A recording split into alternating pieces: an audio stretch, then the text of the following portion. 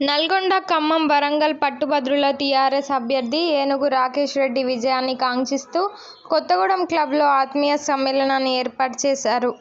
ఈ సభకు ముఖ్య అతిథిగా టీఆర్ఎస్ వర్కింగ్ ప్రెసిడెంట్ కేటీఆర్ హాజరయ్యారు.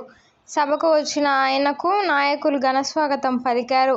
ఈ సందర్భంగా పట్టుభద్రులను ఉద్దేశించి మాట్లాడిన ఆయన, కాంగ్రెస్ ప్రభుత్వం మోసపూరిత హామీలతో అధికారంలోకి వచ్చిందని, ప్రజలు నమ్మి ఓట్లు వేస్తే గ్యారంటీలను తుంగలో తొక్కింది అన్నారు.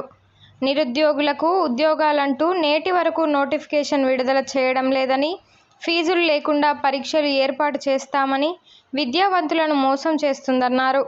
కాంగ్రెస్ ప్రభుత్వం అధికారంలో ఉన్న సమయంలో కేవలం 3 వైద్య కళాశాలలు మాత్రమే ఉండేవని, టీఆర్ఎస్ ప్రభుత్వం వచ్చిన తర్వాత 33 వైద్య కళాశాలలను ఏర్పాటు చేసిందన్నారు.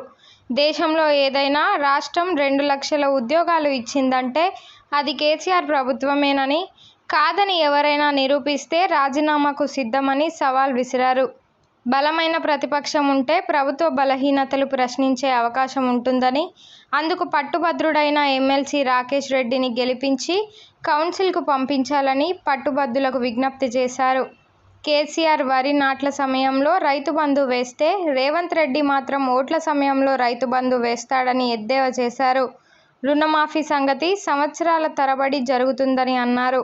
కార్యక్రమంలో టీఆర్ఎస్ నాయకులు వద్దిరాజు రవిచంద్ర, ఆర్ఎస్ ప్రవీణ్ కుమార్, మాజీ ఎమ్మెల్యేలు వనమ వెంకటేశ్వరరావు, రేగా కాంతారావు, తాటి వెంకటేశ్వర్లు, బానోత్ హరిప్రియ, మొచ్చ నాగేశ్వరరావు, మున్సిపల్ చైర్పర్సన్ కాపు సీతా మహాలక్ష్మిలు ఉన్నారు.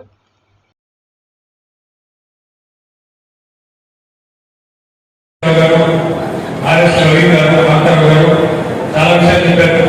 నేను క్లుప్తంగా, ఎందుకంటే వర్షం పెట్టినట్టుంది, క్లుప్తంగానే ఒక 5 నిమిషాల్లో నేను చెప్పాలనుకున్న 3 విషయాలు మీకు చెప్పి ముగించే ప్రయత్నం చేస్తాను. సరిగ్గా 6 నెలల కిందట ఇదే కొత్తగూడెంలో ఆనాడు పెద్దలు కేసీఆర్ గారు వచ్చారు. తర్వాత వర్మ గారు పిలిస్తే నేను కూడా వచ్చి ఆ రోజు మీ అందరికీ ఒక విజ్ఞప్తి చేశాను. ఏమన్నా అంటే, కాంగ్రెస్ పార్టీ అరిసేలో వైకుంఠం పెడుతుంది, మోసం చేసే ప్రయత్నం చేస్తుంది.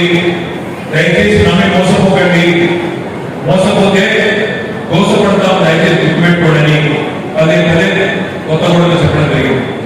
కానీ మార్పు కావాలనుకున్నారు, కొత్తదనం కావాలనుకున్నారు. 2 పర్యాయాలు 2 సార్లు టీఆర్ఎస్ అవకాశం ఇస్తున్నాం కదా, ఈసారి వేరే వాళ్ళకి అవకాశం ఇద్దాం, వాళ్ళు కూడా హామీ ఇస్తున్నారు కదా, నెరవేరుస్తారని చూద్దాం అనే ఉద్దేశంతో కాంగ్రెస్ పార్టీ మిత్రపక్ష పార్టీకి కొత్తగూడెంలో మీరు అవకాశం ఇచ్చారు. మరి 6 నెలల్లో జరిగింది ఏంటో ఒక్కసారి అవలోకనం చేసుకోవాలి, ఒక్కసారి దయచేసి ఆలోచించాలని చెప్పి నేను మిత్రులందరికీ విజ్ఞప్తిస్తాను. తమ్ముడు రాకేష్ రెడ్డి గారు ఒక మంచి మాట చెప్పారు. ప్రజాస్వామ్యం పరిణమిల్లాలి అంటే, వర్ధిల్లాలి అంటే విప్లవాల గడ్డ కొత్తగూడెంలో మీరు అందరూ మాట తప్పకుండా ఆలోచన చేయాలి. ప్రజాస్వామ్యం బలోపేతం కావాలి అంటే అధికార పక్షంతో పాటు ప్రతిపక్షం కూడా బలంగా ఉంటేనే, అధికార పక్షాన్ని చెక్ పెట్టే విధంగా, అధికార పక్షం అడ్డగోలుగా వ్యవహారం చేస్తే దాన్ని ప్రశ్నించే విధంగా ప్రతిపక్షం కూడా ఉంటేనే తప్పకుండా ప్రజాస్వామ్యం అనేది వర్ధిల్లుతుందని మాట తప్పని చెప్పాడు. నిజానికి పెద్దలు డాక్టర్ బాబాసాహెబ్ అంబేద్కర్ గారు రాజ్యాంగంలో అప్పర్ హౌస్, లోవర్ హౌస్ అని 2 హౌస్లు పెట్టారు. కేంద్రంలో లోక్సభ ఉంటుంది, రాజ్యసభ ఉంటుంది, రాష్ట్రంలో శాసనసభ ఉంటుంది, శాసన మండలి ఉంటుంది. ఎందుకు 2 హౌస్లు ఎందుకు అవసరం అంటే దానిలో ఒక ప్రత్యేకమైన ఆలోచనలు పెట్టారు.